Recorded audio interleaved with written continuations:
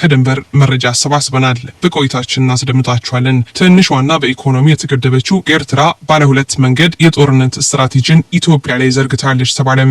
እቅዱን በሚመለከት የደህንነት መረጃዎች ደርሰውናል። ይህንም እናስደምጣችኋለን። ኢትዮጵያን ለማጥቃት ወታደራዊው የአልቡርሃን መንግስት በደህንነቶቹ አማካኝነት የጀመራቸው ሰሞንኛ እንቅስቃሴዎችና በኢትዮጵያ ግጭት እጅቱን ያስገባበት መረጃም ሰምተናል። ሌላኛው መረጃችን ነው። ወደ ዝርዝሩ አመራን። ዓለም አቀፍ ጫና የበረታበት የኢትዮጵያ ወታደራዊ አቅም የፈረጠመበት የኢሳያስ ጦር ከባድመ ለመውጣት በዝግጅት ላይ ነው ተብሏል። የህወሓት ሰዎች ከኤርትራ መንግስት ጋር የተስማሙበት ጽምዶ ውጤት ነው እያሉም እየፎከሩ ነው።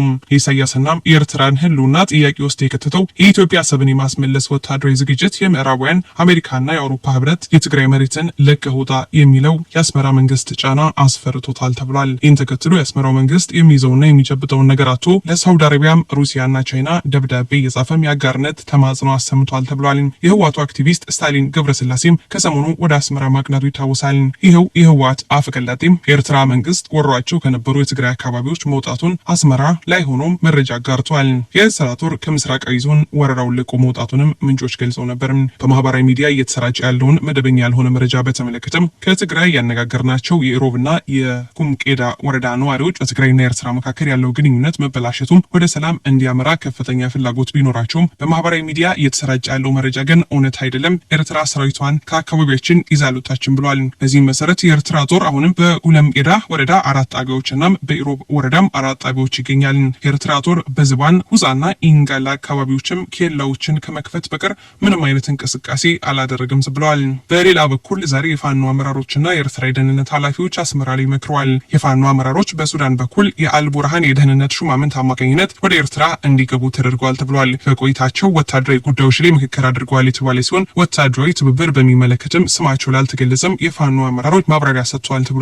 በኤርትራና በሱዳን የሚገኝ የአልቡርሃን ጦር አብሯቸው ሊዋጋ እንደሚችል እንዲሁም የራሷ የኤርትራና የህወሓት ታጣቂዎችም በጋራ በትግል የሚያግዙባቸው መንገዶች ላይ ገለጻ ተደርጎላቸዋል ለፋኖ አመራሮች ተብሏል። በምክክራቸውም ስለ ቀጠናዊ አሰላለፍ የተነሳ ሲሆን የኢትዮጵያ መንግስት በተባበሩት አረብ ኤምሬትስ እየተደገፈም ችግር እየፈጠረ ነው የተባለ ሲሆን የኤርትራ የደህንነት ሰዎች አሜሪካና እስራኤል ከኢትዮጵያ ጎን ናቸው፣ ግብጽናም አንዳንድ የአረብ ሀገራት ከኛ ናቸው፣ ሩሲያም ታግዘናለች ብለው እንደሚያምኑ የአስመራም የደህንነት ሰዎች ለፋኖ አመራሮች ገለጻ አድርገውላቸዋል የሚል መረጃም ደርሶናል። የቀድሞ የህወሓት ሹመኛው ገብሩ አስራት የኢትዮጵያና የኤርትራ ጦርነት ተጀምሯል፣ የቀረው መታኮስ ነው ሲሉ በቅርቡ መናገራቸው ይታወሳል። አሰብ ይወሰዳል ብሎ የሰጋው የአስመራ መንግስት ኢትዮጵያን በውስጥ ቀውስ እወጥራለሁ ብሎ የኢትዮጵያ ታጣቂዎችን ለማገዝ ለማስታጠቅ እየሞከረ ነው።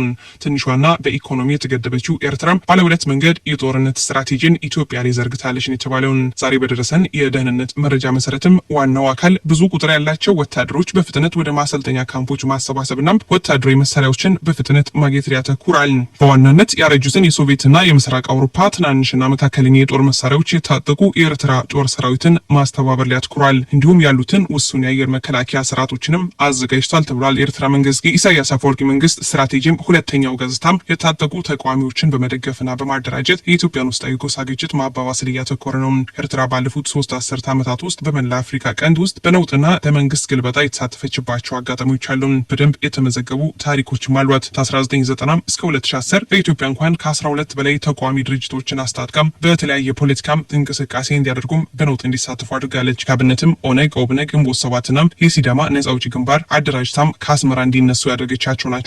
በቅርቡ ኤርትራ የኢትዮጵያን ወታደራዊ ጥንካሬ ለማዳቀም የቀድሞ አጋሮቿን እንደገና ማግኘትና አዲስ አጋሮችን መፍጠር ላይ ትኩረት አድርጋለች። በጠቅላይ ሚኒስትር አብይ አህመድ በሚመራው የኢትዮጵያ መንግስት ላይ ስላሉ ድጋፎችና የጋራ ስልቶች የኤርትራ ታጋዮች ለበርካታ ቡድኖች በተደጋጋሚ ገለጻ እያደረጉ ነው። ካለፈው ዓመት ጀምሮ ኤርትራ መጠነኛ የጦር መሳሪያዎችን ወደ ኢትዮጵያ አማራ ክልል በተለይም በጎንደርና በጎጃም ያሉትን የፋኖ ታጋዮችን ደግፋለች ተብሏል። የኤርትራ አሸማጋዮች የተነጠቀውን የፋኖ ቡድን በአንድ ወታደራዊ ግንባር እንዲተባበሩም ጥረት ሲያደርጉ ነበር። በተጨማሪም የአስመራ መንግስት ካለፈው ዓመት መጀመሪያ አንስቶ በዲያስፖራ ላይ ለተመሰረቱ ተቋሚ ሚዲያዎች በጠነኛ የገንዘብ ድጋፍ አድርጓል። የተቀናጁ የኤርትራ ዲያስፖራ ኔትወርኮች ቀድሞውንም ያነጣጠሩት ጸረ ኢትዮጵያ የማህበራዊ ሚዲያ ዘመቻዎችን በማነሳሳት የሐሰት መረጃዎችን በማሰራጨትና የውስጥ ክፍፍሎችን በማስፋፋት ላይ ነው። የአስመራ መንግስት ጽምዶ በሚል ከህወሓት ጋርም ትብብር ቢጀምርም አሁንም ቢሆን በርካታ የትግራይ ፖለቲከኞችና የጦር መሪዎች ስምምነቱን አልተቀበሉም። በትግራይ ብዙ ግፍ ደርሷል በሚል የሚቃወማሉ። ክቡራን ተመልካቾች ለሰዓቱ ያዝናቸው መረጃዎች በዚያው አበቁ። በሌሎች መረጃዎች ዳግም እስከምንመለስ በያለንበት ቸር ያሰማን። ሰላም ለሀገራችን፣ ሰላም ለዓለማችን። ኢትዮጵያችን ለዘላለም ትኑር።